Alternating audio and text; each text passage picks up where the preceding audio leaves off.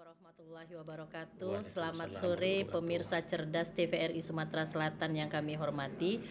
Hari ini berjumpa kembali dengan saya Grace Sally, host pada TVRI Sumatera Selatan, dan hari ini kita juga akan membahas tentang implementasi Kitab Undang-Undang Hukum Pidana secara pembaruan ya, karena lebih dikenal sekarang menjadi KUHP nasional.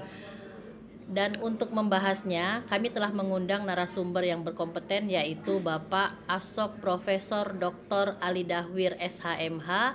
Beliau adalah rektor dari Universitas Palembang dan beliau juga ahli hukum pidana. Selamat sore Bapak. Selamat sore Bu Grace. Apa kabar? Alhamdulillah baik, terima Jumpa kasih. lagi kita ya, Pak ya. Terima kasih sudah diundang lagi di TVRI berbagi Iya. ilmu kembali. Iya. Memang TVRI motonya adalah mencerdaskan kehidupan masyarakat dengan menyebarluaskan berita-berita yang telah tervalidasi. Baik Bapak, tema kita hari ini menyangkut tentang implementasi KUHP nasional yang akan diberlakukan pada tahun 2026 nanti. Iya.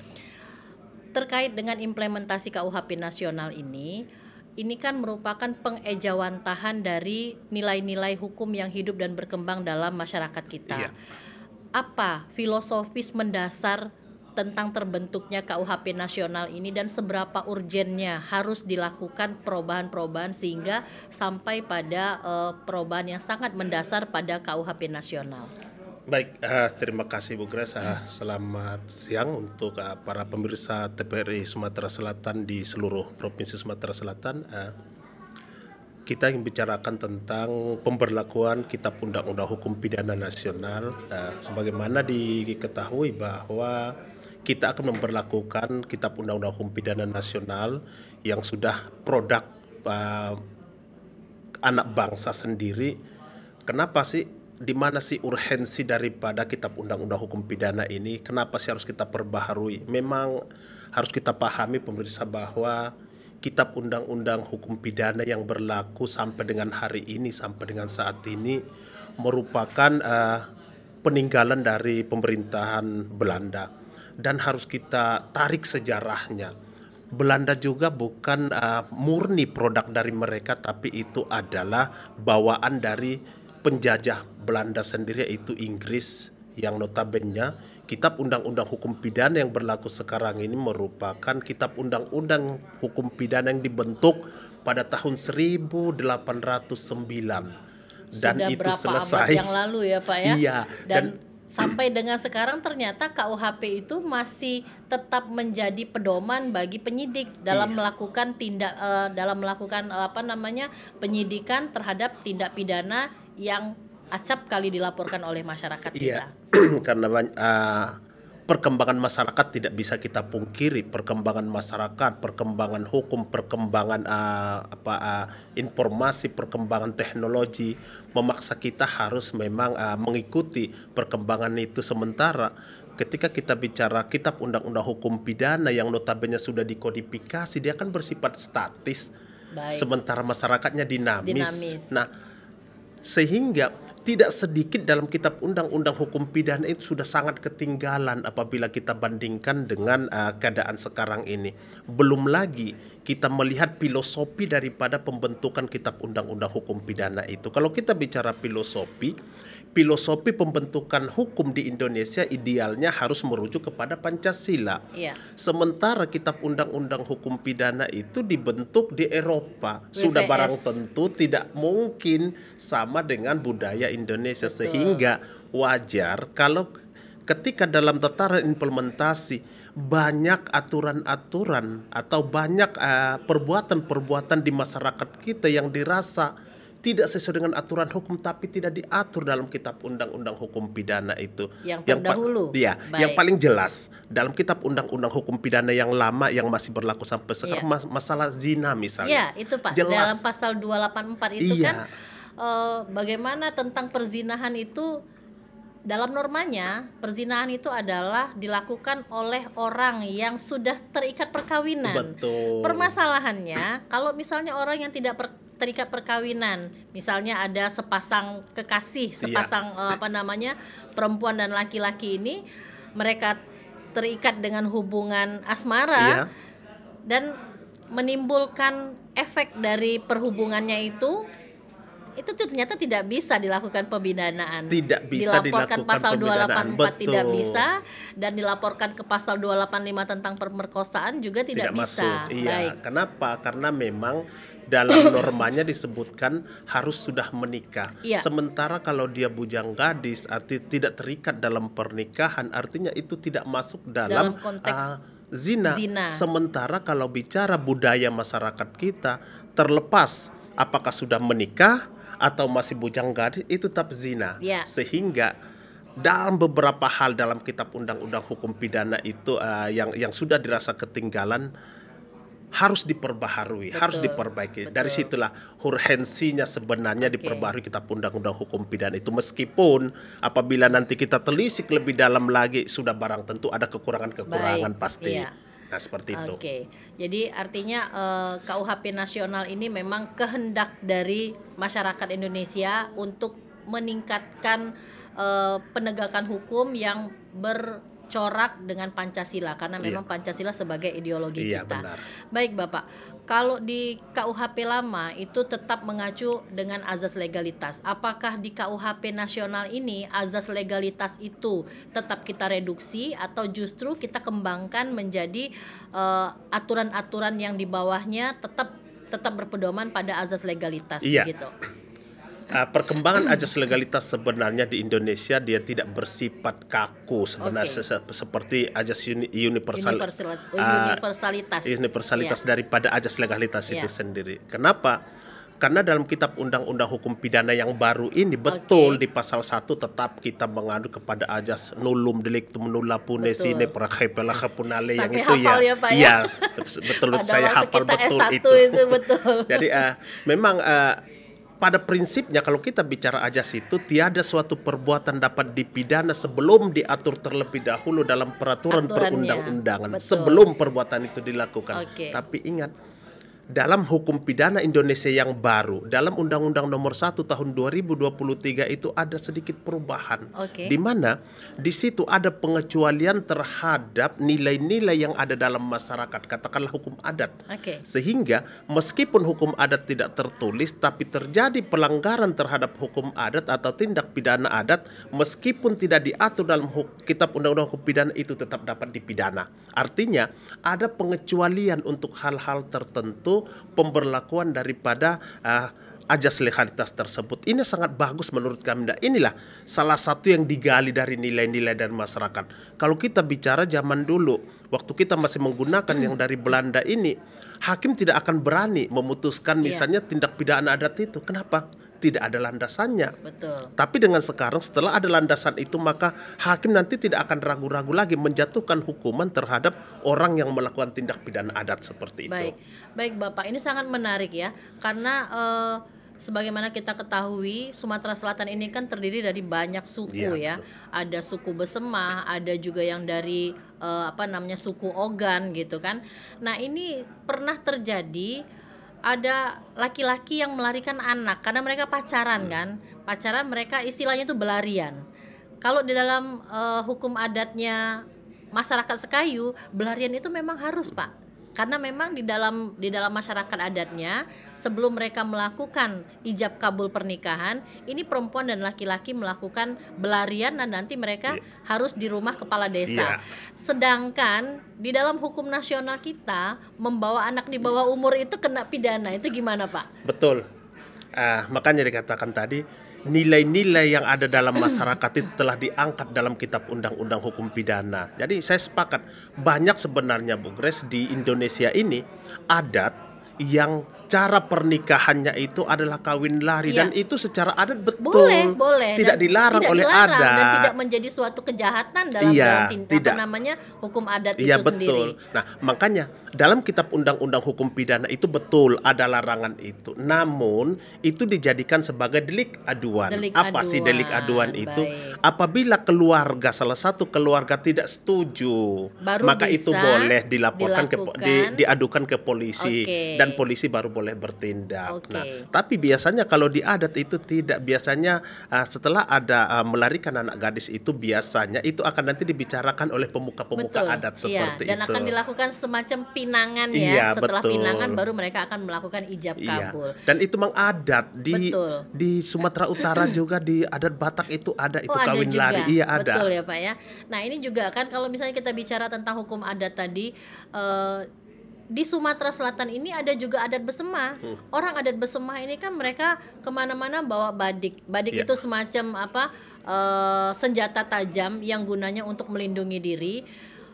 Oleh karena masuk dalam kategori senjata tajam ini dikenakan tindak pidana Pak. Sedangkan kalau misalnya kita bicara tentang hukum adat tadi, ini merupakan adat kebiasaan mereka sehari-hari. Bagaimana pandangan Bapak Nah, terhadap hal-hal fenomena seperti ini? inilah pengecualian itu memang ada adat-adat tertentu memang beranggapan bahwa senjata itu merupakan saudara tuo Iya, gitu ya. betul betul. Ada di Iya, daerah-daerah tertentu dan itu memang berlaku di daerah itu, dan menurut kami hukum itu tidak bisa diberlakukan di situ, betul. tapi khusus di daerah itu. Iya, Kenapa? iya. Karena di situ itu merupakan adat istiadat, Iya. kebiasaan. Kecuali mereka sudah masuk ke kota tiba-tiba bahwa itu sudah lain. Kenapa? Oke, Adatnya artinya ada teritorinya, iya, betul ada ya Pak ya? teritorialnya, tempatnya seperti, Betul. dan itu memang diakui secara hukum adat Oke. seperti itu. Sehingga ketika mereka melakukan hal seperti itu di daerah mereka itu tidak apa-apa. Tidak dikenakan sanksi Iya, pidana sama begitu dengan Pak? itu tadi pemberlakuan hukum adat itu, tindak pidana adat di daerah kita mungkin itu tidak boleh, mungkin daerah lain boleh, Iya. sehingga hanya berlaku di wilayah Oke, tertentu. artinya ada pengecualian untuk daerah-daerah tertentu di mana masyarakat adat itu masih ada dan hukum adatnya memang Iya, terpelihara. masih Mungkin diakui begitu ya seperti Pak itu ya? ya, betul. Oke. Nah Pak, tadi kan kita bicara tentang azas ya. Kita juga sudah menyinggung tentang azas teritorialnya. Ini kalau misalnya kita kembali lagi ke falsafah pembentukan KUHP nasional ini, ada berapa azas yang dianut di dalam KUHP nasional itu Pak? Kalau kita bicara azasnya sebenarnya masih menganut 5 azas 5 dalam azas ya. Kitab Undang-Undang Hukum Baik. Pidana yang baru ini, masih sama seperti yang lama. Dia juga berada di bab 1 ya, di bab Oke, 1. jadi masih dalam pengaturan umum begitu ya? Jadi memang ketika kita bicara Kitab Undang-Undang Hukum Pidana negara manapun, Iya. itu akan menggunakan 5 azas itu, Oke. mulai dari azas legalitas, Iya. azas personalisasi aktif, Ya, oke. pasif, Iya. teritorial, dan Azas azas universalitas. begitu Sehingga ke semua azas itu sebenarnya saling mengikat. Nah, Oke. makanya jangan heran ketika kita mengatakan ada azas nasionalis aktif, misalnya kita bicara Kitab Undang-Undang Hukum Pidana yang berlaku di Indonesia akan diterapkan kepada orang Indonesia yang melakukan tindak pidana. Oke. Dia lintas wilayah, wilayah, sehingga begitu. dia berdasarkan kewarganegaraan. Sehingga pertanyaan terkadang masyarakat, kalau demikian adanya, kenapa warga negara kita yang melakukan kejahatan misalnya di Malaysia dihukum di Malaysia, Iya. kenapa tidak di Indonesia? Betul. Makanya saya katakan tadi, kita juga harus memahami bahwa negara Malaysia juga punya Kitab Undang-Undang Hukum Oke. Pidana, dan mereka juga menganut azas itu. Mereka akan menggunakan azas teritorial. Oke. Siapapun yang melakukan tindak pidana di wilayah Malaysia, maka hukum Malaysia Maka lah yang hukum Malaysia yang berlaku. berlaku. Nah, dan ini memang dalam pasal 9 dalam Kitab Undang-Undang Hukum Pidana itu dinyatakan bahwa pemberlakuan azas ini dibatasi oleh azas yang berlaku secara universal. Artinya pemberlakuan daripada keseluruhan azas itu dibatasi oleh hukum-hukum di negara itu, seperti Artinya itu.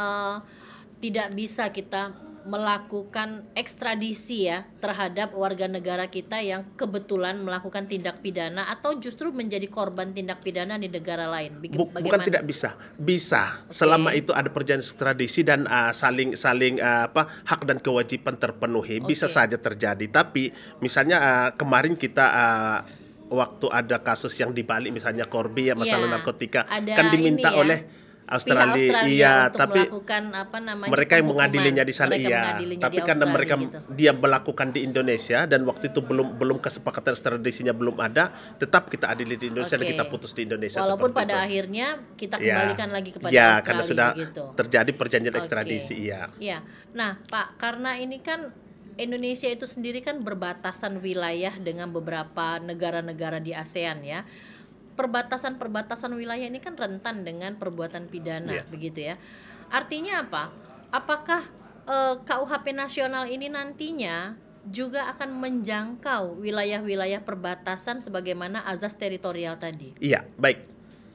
Kalau kita bicara penerapan azas teritorial itu menyatakan bahwa hukum pidana Indonesia ini berlaku untuk wilayah negara kesatuan Republik Oke. Indonesia. Artinya, selama itu masih wilayah teritorial Indonesia, maka hukum pidana Indonesia lah yang berlaku. Berlaku. Ya, jadi terlepas apakah itu sudah perbatasan, tapi selama itu masih masuk wilayah Indonesia, artinya hukum pidana Indonesia yang berlaku seperti Oke, itu. baik. Nah, perubahan-perubahan yang sangat mendasar Pak dari KUHP nasional ini menurut Bapak apa? Baik. Nah, di sini mungkin inti daripada inti dari podcast kita ini mungkin seperti iya. itu. Apa Supaya sih? nanti bisa kita sampaikan Iya. sebagai pengetahuan bagi penegak hukum sekaligus juga kepada praktisi hukum dan kepada masyarakat banyak begitu Pak? Benar. Ini memang kitab undang-undang hukum pidana yang baru ini memang harus dipahami betul oleh masyarakat, oleh aparat penegak hukum, Oke. dan kita semua akademisi harus memahami. Kenapa? Karena sebegitu dahsyatnya perubahan daripada kitab undang-undang hukum pidana, mulai dari azas, mulai dari visi, misi, ya. Dan pasalnya juga lebih Iya, banyak lebih banyak, dibandingkan nah. dengan KUHP yang terdahulu begitu. Ketika kita bicara kitab undang-undang hukum pidana ini, apa sih visinya sebenarnya? Iya. Visi kitab undang-undang hukum pidana ini sebenarnya reintegrasi sosial. Oke. Apa reintegrasi sosial itu? Reintegrasi sosial itu adalah memberikan kesempatan kepada orang yang telah melakukan kejahatan itu untuk memperbaiki diri kembali. Oke. Memperbaiki diri Artinya kembali. kita bisa memberikan semacam unsur pemaaf ya kepada yang melakukan tindak pidananya Bukan unsur itu. pemaaf. Kalau selama ini kita lebih kepada penghukuman, Betul, ya. dia lebih sekarang Punishment gitu lebih ya. kepada upaya lain seperti, Oke. sehingga reintegrasi sosial ini visinya ini ditunjang oleh paling tidak ada 5 misi. Oke. Yang pertama Menarik adalah sekali. yang pertama adalah demokratisasi. Apa demokratisasi itu? Nah, Baik. demokratisasi itu sekarang hakim itu diberikan kebebasan untuk menentukan hukuman misalnya kepada Oke. si pelaku kejahatan itu berdasarkan penilaian dilakukan oleh hakim, tapi dalam batas-batas yang sudah ditetapkan. Apakah batas-batas yang ditetapkan oleh undang-undang maupun batas-batas yang telah ditetapkan oleh Mahkamah Konstitusi sendiri. Oke. Itu yang pertama, Artinya, visi pertama. Oke? pada pada penjatuhan sanksi oleh hakim nanti untuk khususnya perkara tindak pidana, apakah itu hakim nanti boleh menganut azas ultra petita mungkin ya? Boleh saja, makanya nanti ada saya lanjutkan dulu. Oke. Visi yang kedua adalah dekolonisasi. Maksudnya apa ini Pak?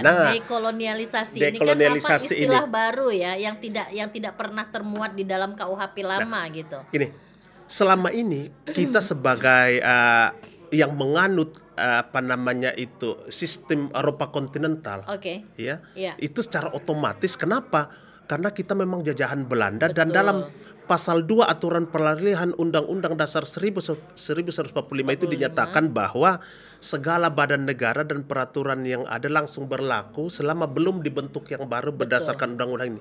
Itu adalah undang-undang dasar yang menyatakan. Pada saat itu memang negara kita belum mumpuni dan Belum belum mungkin, mapan nggak untuk mungkin. membentuk instrumen-instrumen hukum begitu ya Pak? Iya, makanya kita undang-undang hukum pidana ini berlaku. Oke. Iya. Nah, sementara di situ boleh kita lihat apa itu dekolonisasi itu. Yang pasti ketika kita bicara Eropa kontinental, Iya. dia lebih mengutamakan kepada kepastian hukum, Betul. positivistis. Sangat, Pasti. karena memang pada umumnya aliran dari Eropa itu mereka menganut aliran positivistis. Iya. Lebih kepada pemikiran Hans Kelsen. Hans begitu, Kelsen. ya.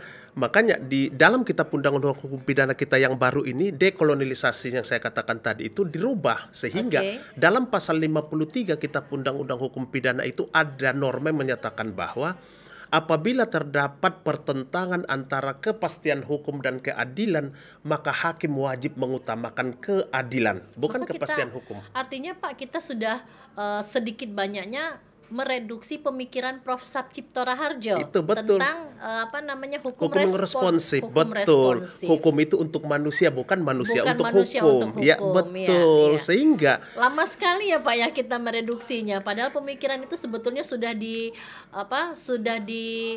dinyatakan oleh Prof. Sapcipto Raharjo itu pada tahun 1980-an iya, loh, Pak. betul. Makanya Baru di tahun 2023 kita bisa karena kita mereduksinya begitu. banyak permasalahan, misalnya apa yang kita selalu mengutamakan kepastian hukum. Kita masih ingat dulu kasus pencurian semangka. Iya, Kita betul. masih ingat Pok Minah misalnya mengambil Cuma kakao. gara-gara kakao yang harganya kurang dari 10.000, Tapi karena itu adalah kepastian hukum, akhirnya meskipun si hakim begitu memutuskan itu harus minta maaf dengan Betul. si terdakwa, Iya. tapi demi hukum. ya, karena kan hakim berbicara atas nama kepastian hukum Iya, nah pada itu saat itu. makanya itu dah dekolonialisasi. Selanjutnya juga di situ dalam kitab undang-undang hukum pidana itu tidak ada pedoman pemidanaan doh. Betul. Jadi istilahnya apa? Hakim bebas memutus ya. Pokoknya Hakim bebas penjara memutus selesai. sesuai dengan apa yang diajukan penuntut umum Ya. dalam tuntutannya. Terlepas nanti orang ini bersalah atau tidak, tetap harus ada sanksi, Iya. yaitu penjara. Iya, makanya Betul. yang sekarang ini ada pedoman pemidanaan. Oke. Jadi untuk apa sih orang itu dipidana? Iya, betul. Sehingga di situ bisa kita lihat misalnya kalau sudah pelakunya itu sudah di atas 75 tahun, sedapat mungkin jangan dong masuk Ya, penjara. artinya Itu kan bisa ada dilakukan pedoman. Iya, pembinaan ada yang lain. begitu ya. Nah, Rehabilitasi lah istilahnya Dan begitu. yang ketiga, dekolonialisasi itu adalah yang perubahan itu adalah semakin beragamnya jenis pidana itu. Iya. Coba kita lihat. Karena kita kan sekarang ini tidak lagi berada pada perbuatan pidana yang konvensional. Pencurian tidak hanya mencuri membongkar rumah, tapi pencurian itu bisa dilakukan lewat internet, pencurian bisa dilakukan lewat money laundry Iya, gitu kan. betul. Jadi istilahnya semakin berkembangnya masyarakat, semakin berkembang juga tindak pidananya. Hukum juga harus mengikuti. Iya, Dan kadang-kadang tidak bisa. hukum ketinggalan Ini begitu selalu, kan, Pak? hukum Iya, selalu hukum ketinggalan. selalu Nah, ketinggalan. itu baru dua visinya tadi. Betul. Ya, yang ketiga adalah adanya konsolidasi sebenarnya. Oke. Konsolidasi itu di mana aturan-aturan yang selama ini sudah berserakan itu kita anggap adalah hukum pidana khusus itu sekarang sudah mulai dihimpun lagi dalam kitab Oke. undang-undang hukum pidana itu, Iya, sehingga artinya memang kita, inti-inti tindak pidananya dimasukin di situ gitu. termasuk mungkin kategorisasinya mungkin Iya, ya Pak ya. iya. Misal bisa kita lihat misalnya masalah tindak pidana anak misalnya, atau misalnya korupsi, Iya. misalnya kejahatan HAM misalnya. Oke. Meskipun dalam perkembangan tetap ada pertentangan juga, ada setuju tidak setuju, dan Iya. kami sampaikan tadi memang dalam perjalanannya sudah barang tentu ada yang kurang Ada bagus pro juga kontra, seperti betul. itu. Jadi memang ada di situ konsolidasi. Selanjutnya juga ada harmonisasi. Nah, Harmonisasi hukum gitu ya. saya pernah cerita dengan Bu Grace bahwa pernah saya menjadi ahli di Polres Lahat. Oke. Pada saat itu ada LSM yang melakukan demo. Mereka sudah minta izin dari Polres. Iya. Dan memang secara tertulis tidak diberikan Polres izin, tapi didampingi mereka itu sama dengan memberikan izin. Iya. Ya, didampingi mereka sehingga tidak, memang mereka waktu demo itu aman. Mereka demo di tempat yang tidak dilarang oleh undang-undang. Oke. Permasalahannya adalah ketika mereka demo, ada perusahaan pertambangan yang tidak bisa beroperasi karena mereka tidak bisa lewat. Oh, karena Dalam- ada kerumunan massa Iya, ya. dalam undang-undang Minerba itu apabila ada perbuatan yang menyebabkan operasional terhalang, itu terhalang, tindak ya. pidana. Karena tidak ada harmonisasi. Betul. Di satu sisi mereka melaporkan LSM benar, karena apa? Tindak pidana mereka terganggu. Iya. Sisi yang lain, LSM melakukan demo sudah benar. Iya. Kenapa? Mereka sudah sesuai dengan aturan hukum. Betul. Sehingga bingung waktu itu Ya, artinya penyidiknya. kan ada dua undang-undang yang Tidak harmonis. Iya, dua aturan perundang-undangan yang seharusnya bisa harmonis seperti yang Iya. kata Bapak tadi kan. Satu, aturan perundang-undangan terkait dengan Demo menyatakan tadi, iya. hak di muka umum. Satunya lagi tentang undang-undang Minerba Minerba. itu. Karena di undang-undang Minerba memang mereka berorientasinya kepada kepentingan ekonomi. Sementara yang satunya ini adalah kepentingan Penyampaian pendapat, menyatakan iya. hak pendapat gitu kan. Makanya, Nah, ada tidak- dua kepentingan yang akhirnya bertabrakan ya. Ini yang mungkin perlu harus dilakukan harmonisasi seperti Bapak disitulah bilang dalam tadi kitab ya. undang-undang hukum pidana sekarang ini sudah dilakukan harmonisasi ya, baik. harmonisasi, dan yang terakhir adalah modernisasi. Apa Oke. sih modernisasi Iya. ini? Kita lihat misalnya berubahnya paradigma pemidanaan. Betul. Iya. Sudah Kalau- ada restoratif iya. justice sekarang. Kalau yang di kitab undang-undang hukum pidana itu sebenarnya filosofi pemidanaan itu adalah penghukuman selesai, balas dendam. Balas dendam ya, karena seperti yang kita ketahui waktu kita S1 ya. Jadi pidana itu adalah salah satu bentuk pembalasan dendam Iya, begitu balas ya. dendam. Jadi oleh karenanya maka si pelaku tindak pidana ini wajib dilakukan penghukuman seperti itu Iya, sebetulnya. makanya kalau di kitab undang-undang hukum pidana kita yang lama yang berlaku sampai dengan saat ini, yang mungkin berlaku sampai dengan 31 Desember nanti ya. Artinya sampai dengan 31 Desember nanti kita masih tetap menggunakan KUHP Iya, lama. yang lama. Jadi Di Januari nanti baru baru kita menggunakan KUHP yang baru. nasional gitu. Di situ keadilan yang digunakan itu adalah keadilan korektif sebenarnya. Oke. Apa itu keadilan korektif? Keadilan korektif itu terlepas apakah orang merasa adil atau tidak, yang penting si pelaku itu dihukum selesai. Pertanyaannya, bagi masyarakat kita misalnya, masyarakat kita kehilangan motor. Motor sudah dicicil misalnya selama 5 tahun. Dengan kadang tidak beli beras gara-gara untuk cicilan, tiba-tiba motor itu hilang, dicuri orang. Nah, si pelaku ditangkap. Ridho nggak kira-kira masyarakat itu si pencuri ini dihukum tapi dia tidak mendapatkan apa-apa? Atau jangan-jangan si korban ini masih lebih mendingan motor dia kembali, si pencurinya terserah mau dihukum mau tidak? Betul, artinya lebih kepada sanksi ekonomi. Kalau sebetulnya yang Pak dalam ya. kitab undang-undang hukum pidana kita berlaku sekarang ini kan seperti itu, terlepas apakah ada untungnya bagi si korban atau tidak penting. Yang Iya. penting si pelaku dihukum. Betul.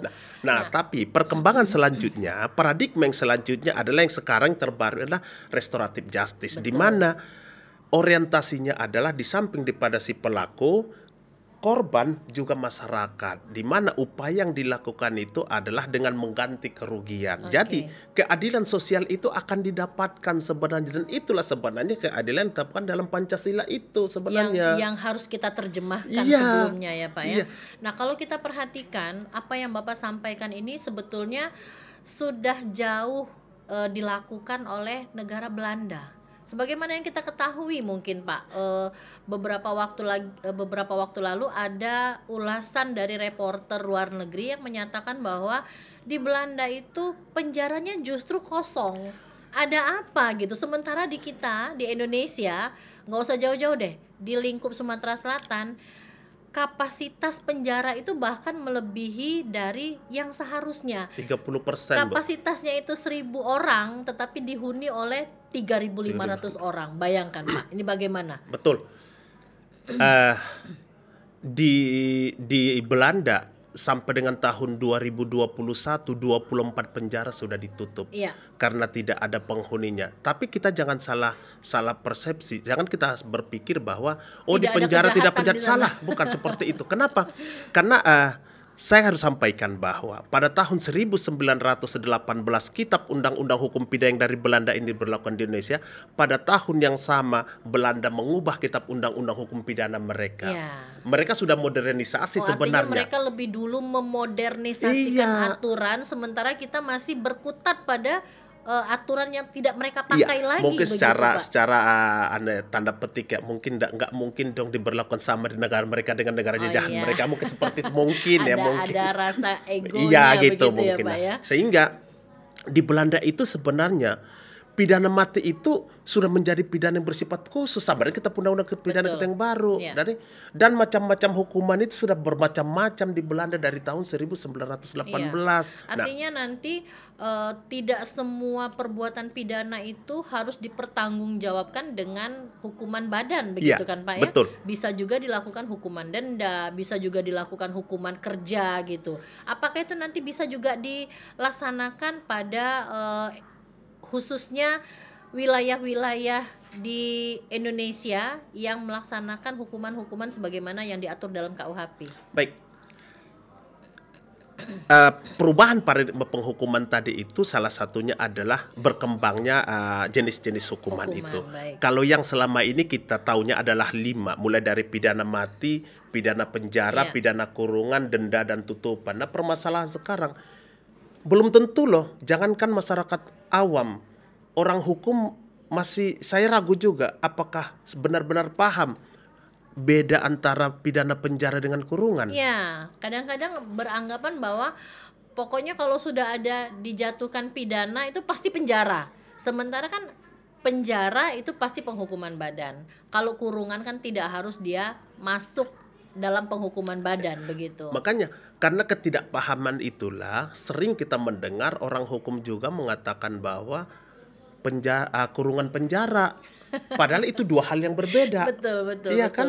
Karena Sehingga ada kalau misalnya dikurung itu sudah pasti di penjara gitu kan. Nah, sehingga sekarang ini mungkin untuk menghindari itu juga pidana kurungan itu sudah hilang dari kitab undang-undang hukum pidana. Maka saya sampaikan tadi sekarang semakin banyak ada pidana kerja sosial dan itu nanti yang akan sangat banyak kita harapkan dijatuhkan oleh hakim dengan catatan apabila sudah melakukan restoratif antara si korban dengan si pelaku sehingga nanti pidana kerja sosial yang diberikan oleh hakim sehingga apa dampak positifnya adalah akan mengurangi jumlah narapidana. Betul. Coba dibayangkan pemirsa sekalian, dalam 1 bulan negara kita itu Harus idealnya keluar biaya harus menganggarkan biaya minimal 1 triliun untuk penjahat-penjahat itu. Iya, jadi uang negara ini habis untuk membiayai yang makan, di penjara, minum dan kebutuhan mereka di dalam penjara. Karena kebutuhan mereka di dalam penjara itu tidak hanya sebatas makan dan minum, tetapi juga berkaitan dengan penyediaan air bersih, sanitasi dan lain sebagainya, dan itu menjadi beban negara semua gitu. Yang 1 triliun itu saja itu dihitung kalau tidak salah sekali makan itu 10.000. Iya. Itu 10.000 sekali makan. Iya. Itu dihitung 2 kali makan sehari. Baik, jadi artinya negara ini secara tidak langsung menggaji orang untuk melakukan perbuatan pidana, begitu ya Pak ya? Kalau kita pahami ya. Iya, kalau kita tarik lebih dalam lagi, jadi seperti itu. Makanya adanya perubahan-perubahan dari tambahan daripada pidana ini sehingga nanti akan memberikan kepada hakim itu untuk memilih berdasarkan pedoman pidanaan tadi. Ada lagi yang bagusnya untuk masyarakat, nanti misalnya masyarakat kita menjadi korban misalnya penipuan. Nah, di kitab undang-undang hukum pidana ini bagusnya kalau menurut saya, modernnya menurut saya sudah mix dengan hukum perdata. Di kitab undang-undang hukum pidana kita ada ganti kerugian. Oh, jadi tidak harus diajukan secara terpisah gugatannya. Bisa nanti hakim bisa langsung kalau menjatuhkan hukuman untuk mengganti kerugian dari pihak si korban begitu. Jadi hukuman ganti kerugian itu kan hal yang baru. Betul. Karena itu adalah bagian dari perdata sebenarnya. Sebenarnya saya sampaikan tadi bahwa ada upaya memang bagaimana keadilan itu betul-betul hukum itu ditegakkan untuk keadilan, bukan kepastian hukum. Bukan kepastian hukum. Karena memang Pak, kalau misalnya kita mengejar kepastian hukum saja, maka sesuatu yang seharusnya tidak perlu dilakukan penghukuman harus dilakukan penghukuman karena kepastian hukum tadi, begitu kan? Iya. Makanya kita sangat senang sebenarnya dengan perubahan kitab undang-undang hukum pidana ini dengan reintegrasi sosial sebagai visinya, dengan misinya adalah tadi demokratisasi, dekolonialisasi, modernisasi, harmonisasi dan konsolidasi. Itu mudah-mudahan apa yang kita harapkan itu akan tercapai meskipun saya sampaikan tadi sudah barang tentu ada kekurangan-kekurangan. Itu nanti akan ketemu dalam perjalanannya seperti mungkin itu. Ini Pak, yang kemarin menjadi kontroversi adalah tentang pidana santet. Ya, ini kan menjadi kontroversi karena kita menyangkut dengan alat bukti. Kita masih menganut dalam KUHP itu alat buktinya sebagaimana diatur dalam pasal 184 itu harus ada bukti tertulis dan harus ada bukti yang dinyatakan oleh saksi baik secara langsung ataupun saksi yang melihat dan mengalami langsung. Nah, permasalahannya kan santet ini kan secara ontologisnya kita belum bisa mengetahui mekanisme santetnya seperti apa dan bagaimana pembuktiannya. Bagaimana ini menurut Bapak? Iya, Ini sebenarnya yang banyak menuai kontroversi Bat sebenarnya iya, tindak pidana santet ini, kita katakan santet iya. meskipun kalau dalam kitab undang-undang hukum pidana tidak disebutnya santet tapi goib gitu ya, Goib gaib ya. ya. Jadi gini, sebenarnya itu menjadi kontroversi sebenarnya bagi masyarakat karena mendengar judulnya sebenarnya santet gitu. Yang Iya, terpikir di kita kan bagaimana untuk membuktikannya. betul. Sementara kalau kita baca normanya itu adalah norma tidak beda dengan penipuan sebenarnya.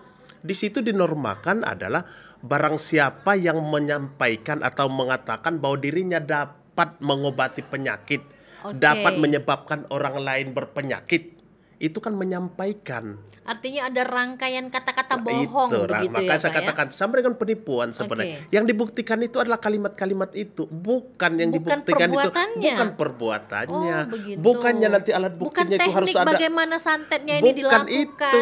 Terus bagaimana dari santet ini bisa kepada korbannya sehingga korban mengalami sakit atau Bukan bagaimana itu gitu. tidak bisa secara ilmiah tidak bisa Oke, dibuktikan, tapi yang iya. bisa dibuktikan itulah benar nggak dia mengiming-iming orang itu bahwa dia mengatakan dia bisa Oke. mempunyai ilmu goib, dia bisa Mungkin mengirim sama penyakit. dengan yang ini ya Pak ya, pernah ada juga kejadian seseorang yang mengaku paranormal mengatakan bahwa dia bisa menggandakan uang, Menggunakan mungkin iya, itu. itu Iya. sama sudah, itu sama. Oke. Itu sudah masuk dalam ranah yang itu Ranah sebenarnya. goib yang Iya, tadi.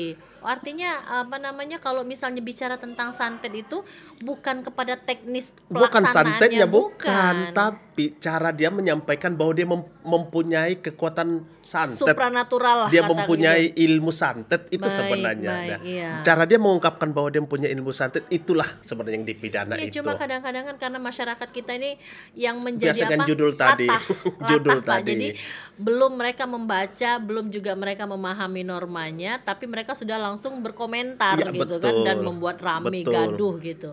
Nah, ini Pak, yang selanjutnya itu adalah dalam KUHP yang baru, KUHP nasional ini pernah didiskusikan juga ada satu norma yang memberikan belenggu kepada profesi advokat Advokat, dalam oke. menjalankan tugas dan Terus tanggung advokatnya, jawabnya oke. dia selama mendampingi klien.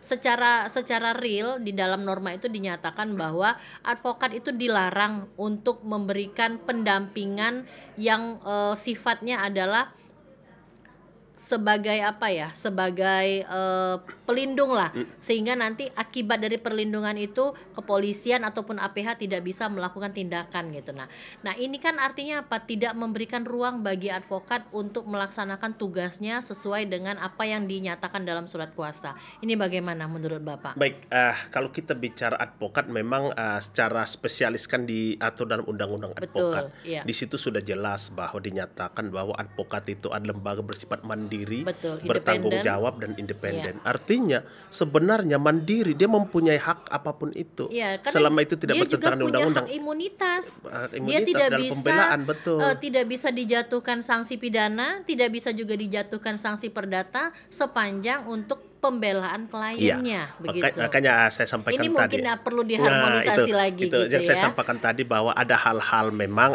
dalam perjalanannya nanti akan ketemu gitu. Iya, Nah, iya. satu lagi sebenarnya yang agak menarik juga dalam kitab undang-undang hukum pidana kita yang baru ini, kalau selama ini kan konon katanya yang namanya LGBT tidak bisa dipidana gitu. Ya. Memang secara sifat memang tidak bisa karena itu adalah LGBT sifat, tapi perbuatan mereka itu dipidana. Buktinya dalam kitab undang-undang hukum pidana kita yang baru ini ada tindak pidana itu. Gimana? Oke. Tindak pidana itu dinyatakan yang disebut dengan yang laki-laki dengan perempuan itu misalnya bukan perkosaan. Hubungan sejenis ya. Iya, tapi itu bukan perkosaan disebutnya, itu meskipun tidak harus laki-laki dan perempuan, laki-laki dengan laki-laki juga itu bisa dipidana loh. Oke, Ya. artinya Perbuatan cabul gitu. perbuatan cabul artinya begini. Secara tidak langsung norma undang-undang ini sudah mencegah agar tidak terjadi perbuatan-perbuatan menyimpang perbuatan begitu. menyimpang itu Iya. karena yang undang-undang lama tidak ada aturan Tidak, itu. karena tidak sampai ke sana, Pak. Ya, makanya undang-undang sekarang perkosaan juga tidak harus dengan perempuan disebutnya di situ. Oke, artinya Pak, norma tentang perzinahan, norma tentang perkosaan ini sudah diperluas. Diperluas, dia tidak menyebut lagi terhadap hanya perempuan gitu. perempuan Iya, dan laki-laki, iya, tidak tetapi bisa disebutnya. juga terjadi antara Laki-laki laki-laki dan dengan laki-laki, laki-laki, sesama jenis perempuan bisa dengan terjadi. Iya, perempuan, iya. sepanjang ada unsur kekerasan begitu ya Pak ya? Sekanjar unsur kekerasan atau Unsur suka paksaan. atau suka sama suka tapi di tempat umum itu juga bisa dipidana. Suka Artinya, sama suka tempat walaupun umum. mereka ini katakanlah sepasang kekasih Iya. ya yang sejenis, ini juga bisa dilakukan penghukuman kalau dilakukan di muka tempat umum. iya, Nah, atau divideokan misalnya Iya, menarik ini Pak, karena memang sebetulnya untuk bisa dilakukan penyidikan hal-hal seperti ini kan harus dilaporkan Iya, terlebih dahulu. Pelapornya ini apakah pengelola tempat di mana dilakukannya perbuatan pidana itu atau masyarakat umum atau bagaimana? Tergantung sebenarnya. Ketika kita bicara tadi kalau itu laki-laki dan perempuan itu sudah barang tentu, misalnya kalau dari keluarganya bisa, dari keluarganya bisa. Kalau Artinya kalau keluarganya merasa keberatan begitu ya Pak ya. Makanya dia Tetap disebut dengan delik aduan. ya. Tapi kalau yang tadi perbuatan cabul laki-laki dengan laki-laki di muka umum itu bukan delik aduan. Jadi Delik itu umum. sudah menjadi delik umum. Jadi siapapun yang melihat itu, mengetahui itu boleh melaporkan karena itu bukan delik aduan, melapor kepada pihak kepolisian dan pihak kepolisian harus menerima itu seperti itu karena dia bukan delik aduan, kecuali tadi misalnya laki-laki dan perempuan karena ada kemungkinan ada seperti kita sampaikan tadi itu misalnya sudah pacaran seperti itu kan, sudah pacaran dan direstui kedua keluarganya dan itu diberikan izin sama keluarganya, mereka tidak melaporkan, tidak apa-apa seperti itu. Nah, ini yang jadi permasalahan mungkin Pak. Karena kan kalau untuk sosialisasi sepertinya undang-undang ini sudah sangat-sangat banyak disosialisasikan. Tapi apakah APH kita, aparat penegak hukum kita sudah siap dengan keberlakuan undang-undang ini nantinya, Pak? Ini memang yang harus kita harus hati-hati betul bahwa aparat penegak hukum kita juga harus benar-benar memahami daripada kitab undang-undang hukum pidana yang baru ini. Sebegitu dahsyatnya perubahan-perubahan itu ya, sebegitu dahsyatnya mulai dari landasan filosofisnya itu sangat berubah sehingga saya yakin apabila nanti sudah diterapkan kitab undang-undang hukum pidana yang baru ini, penjara kita itu tidak lagi seperti sekarang ini akan over kapasitas, tidak akan lagi. Semoga apa yang dicita-citakan oleh pembentuk undang-undang ini bisa tercapai Pak.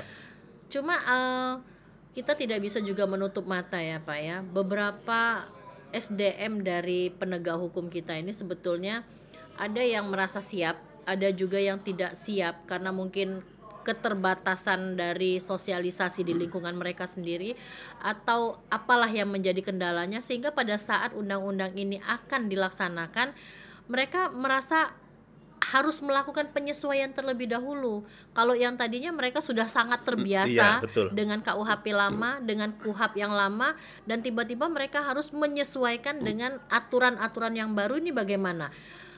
Kedepannya ini yang saya maksud adalah efek-efek bagaimana nanti yang akan timbul dengan penyesuaian yang harus dilakukan terlebih dahulu oleh aparat penegak hukum. Baik. Yang pertama ketika terjadi tindak pidana sudah pastinya di ujung tombaknya adalah penyidik di kepolisian. Nah, saya tahu betul saat ini memang di kepolisian ini sedang gencar-gencarnya untuk sosialisasi sehingga mereka ini sekarang ini di kepolisian itu di penyidik itu memang sudah diwajibkan untuk mengikuti pelatihan-pelatihan tentang sosialisasi undang-undang ini. Di samping itu sebenarnya di kepolisian sudah banyak sebenarnya peraturan-peraturan kepolisian sebenarnya yang merujuk kepada kitab undang-undang hukum pidana ini. Misalnya kita bicara tentang restoratif justice itu mereka sudah bagian dari ini gitu sebelum kan? ini berlaku mereka sudah diterapkan sebenarnya. Jadi saya yakin bagi aparat penegak hukum terutama di kepolisian sebagai penyidik itu ini tidak merasa sulit sih menurut saya. Dan apabila dan bagi mereka mungkin yang sudah senior sudah terbiasa dengan itu nanti akan secara otomatis akan berdasarkan seleksi alam nanti akan mereka akan juga mengikuti ya Pak ya. Pasti tidak bisa tidak karena ketika kita bicara undang-undang ada ajasnya kan, aturan yang dibuat kemudian menghilangkan aturan terdahulu. Jadi aturan yang terbaru itu mengesampingkan aturan yang lama gitu kan. Betul. Tidak bisa tidak, wajib. Betul. Nah, cuma kan karena memang ini kan dalam hal penyidikan ini kita harus menganut yang namanya criminal justice system, Iya. itu harus terpadu. Iya. Oke, dari pihak penyidiknya siap, dari penuntutnya juga harusnya melakukan hal yang sama. Iya. Begitu juga dengan hakimnya, supaya apa? Cita-cita luhur yang dibangun dalam undang-undang ini, dalam aturan ini bisa kita kita muat dalam due diligence-nya Iya, nanti kan. benar. Tapi semoga saja ini tidak akan menemukan kendala ke depan ya. Satu lagi Pak, kalau misalnya dulu di di dalam proses penyidikan terdahulu itu ada lembaga yang namanya pra peradilan. Apakah pada saat keberlakuan KUHP nasional nanti ini masih terbuka peluang untuk melakukan pra peradilan atau bagaimana? Baik. Karena sudah banyak sekali perubahan-perubahan yang sangat fundamental begitu. Iya. Baik, tanggal 1 Januari tahun 2026 Kitab Undang-Undang Hukum Pidana yang notabene adalah hukum pidana materil Betul. akan diberlakukan.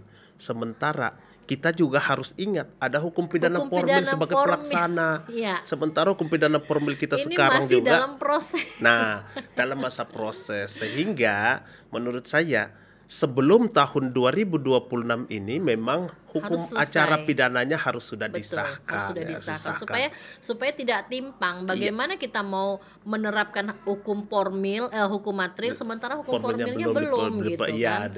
Diperbaharui. Iya. Sehingga setelah nanti hukum pidana formilnya itu selesai, maka untuk upaya harmonisasi itulah maka undang-undang kepolisian, undang-undang kejaksaan, undang-undang kehakiman itu Termasuk undang-undang advokat juga Iya. harus berubah. Iya, Iya. harus menyesuaikan. Harus menyesuaikan. Betul. Kenapa? Karena kan ini ini sudah bagian dari menjadi satu sistem. kesatuan, Iya, ya. bagian dari sistem. Betul. Mereka ini adalah sama-sama APH. Betul. Kepolisian, kejaksaan, advokat, mereka satu derajat. Betul. Mereka sama-sama diatur oleh undang-undang. Betul, iya. Tidak ada yang diatur oleh undang-undang dasar. Tidak, Artinya tidak. adalah mereka satu level, satu derajat sebenarnya. Maka kalau misalnya hukum materil ini berubah, hukum-hukum yang terikat dengan hukum materil ini idealnya harus harus juga berubah gitu. ada penyesuaian. Betul. Idealnya seperti itu dan Iya. harapan kita seperti itu. Nah, apalagi misalnya undang-undang kepolisian kan tahun 2002 gitu ya. Iya. Undang-undang kejaksaan 2004. 2004. 2004. Undang-undang kehakiman 2009. 2009. Ya, nomor 48 Ini udah 2009. berapa lama jarak rentang waktunya begitu kan? Iya.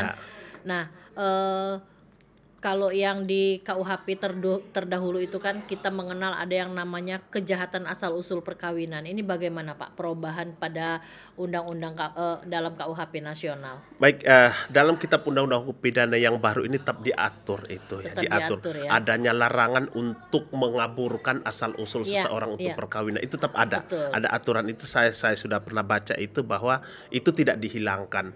Dan memang sebenarnya untuk tindak pidana yang konvensional itu sebenarnya masih sama. Iya. Tindak pidana Artinya konvensionalnya. Tidak semua norma di dalam KUHP lama itu yang dihapus. Iya, hanya menyesuaikan dengan negara kita. Oke. Iya. Dan mungkin ada penambahan Iya, ada juga ya Pak ya. yang seperti yang tadi kalau di Eropa mungkin yang namanya hubungan sejenis itu tidak masalah, tapi Iya, di kita tetap dilarang. kita kriminalisasi. Iya. Misalnya zina kalau di Eropa sana misalnya dia bujang gadis bukan merupakan tindak pidana tapi kita dikriminalisasi Iya. seperti Nah, itu. mungkin ini nanti yang menimbulkan gejolak ya Pak ya.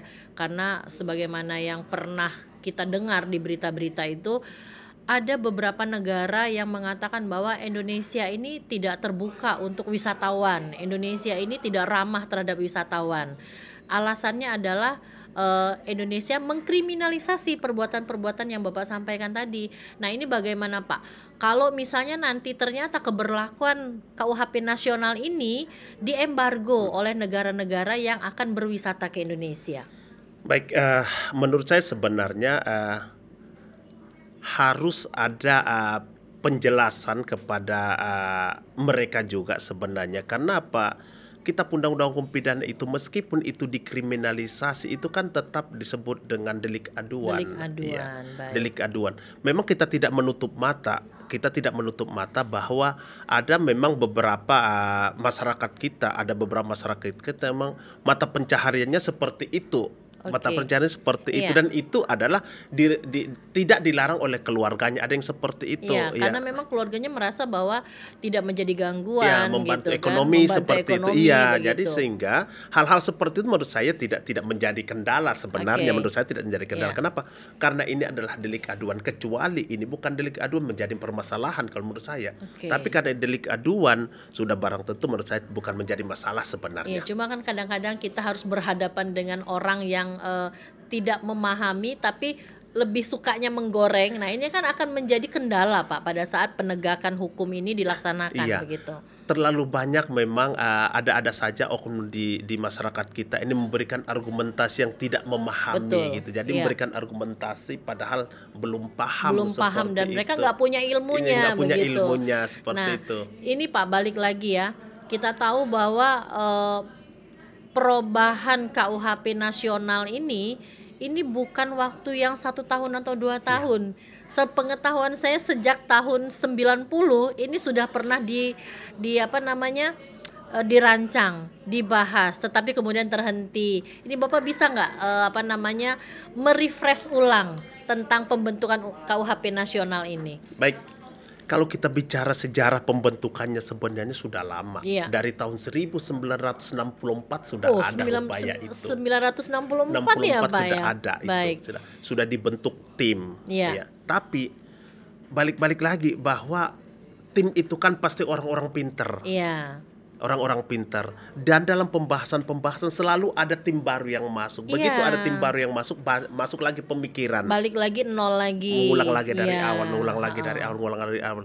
Belum lagi kita bicara yang dulu di bawah tahun 2000-an kita selalu positifis, Iya. selalu betul. positifis. Sementara banyak pakar-pakar hukum kita yang kuliahnya di Anglo-Saxon. Iya.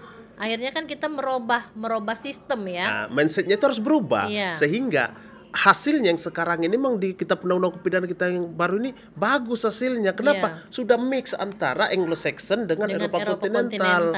Ya, Artinya memang kita tidak meninggalkan ciri kita Eropa kontinental sebagai Eropa kontinental, tetapi kita juga mereduksi nilai-nilai Pancasila. Iya. Dan nilai-nilai yang tumbuh dalam masyarakat kita ini sekaligus juga pengetahuan dari para ahli dari Anglo-Saxon Iya. gitu ya. Tidak bisa tidak. Kita kan harus pahami bahwa negara kita ini mempunyai budaya yang sangat banyak. Betul. Dari segi adat istiadat saja kita masih ingat dulu waktu kita kuliah S1 19 macam hukum 19 adat. macam hukum Itu adat, betul. Sumatera Selatan cuma satu loh dihitung. Iya, belum termasuk dari wilayah Nusantara Daerah-daerahnya. yang Iya, lain jadi begitu. 19 macam hukum adat, dan itu harus diakomodir oleh kitab undang-undang hukum pidana Betul, itu. iya. Kalau kita masih menggunakan Eropa kontinental itu secara kaku, tidak bisa. Iya, karena memang sebetulnya ada beberapa wilayah di Indonesia ini yang menolak dengan keberadaan KUHP yang lama itu terkait dengan perzinahan Iya, tadi. betul, Aceh betul. contohnya Iya, kan. betul. Di Aceh itu mereka sangat-sangat menentang yang dimaksud dengan norma pasal 284 itu tidak seperti itu. Apalagi orang Aceh kan pada umumnya adalah penganut agama Islam Iya, begitu. benar-benar. Makanya dengan diterapkan seperti itu, dinormakan, dikriminalisasi, tapi tetap dalam batas-batas delik aduan, maka semua keinginan-keinginan masyarakat itu dapat Bisa terlindungi bisa menurut saya. terlindungi, Jadi di begitu. situ terakomodir. Jadi Iya. keinginan dari para pemuka agama agar itu dijadikan, meskipun itu bujangga tetap zina tetap masuk, tapi tidak secara otomatis begitu itu terjadi menjadi tindak pidana. Kenapa? Karena mereka juga paham bahwa ada masyarakat kita memang yang menjadikan itu sebagai mata pencaharian. Oke. Seperti itu kan. Oke. Tidak bisa kita tidak bisa tutup mata juga dalam hal-hal seperti itu. Memang dari zaman manusia zaman dulu sudah ada yang seperti itu Iya, kan. peradaban kita ini kan Iya. memang sudah seperti itu adanya, tinggal melanjutkan saja. Iya, makanya balik lagi Pak, dalam KUHP yang terdahulu itu kan ada larangan tentang judi ya, ada larangan tentang prostitusi.